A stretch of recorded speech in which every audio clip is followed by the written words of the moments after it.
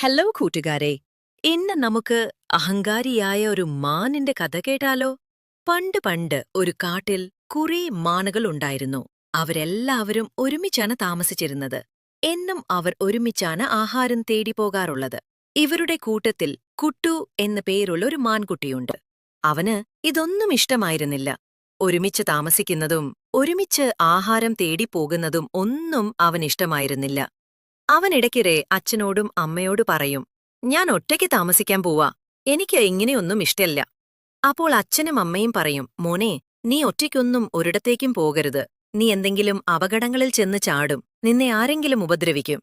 അപ്പോൾ അവൻ സ്വയം വിചാരിക്കാറുണ്ട്, ഞാൻ വളരെ ശക്തനാണ്, ഞാൻ നല്ല ചെറുപ്പമാണ്, എനിക്ക് നല്ലോണം ഓടാൻ സാധിക്കും, എനിക്ക് തനിയെ ആഹാരം തേടി കണ്ടെത്താൻ സാധിക്കും. എന്തിനാണ് വെറുതെ ഇവരുടെ കൂടെ നടന്ന് ആഹാരം തേടി നടക്കുന്നത്?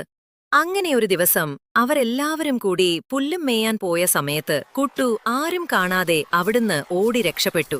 ആ ചാനൽ സബ്സ്ക്രൈബ് ചെയ്യണേ.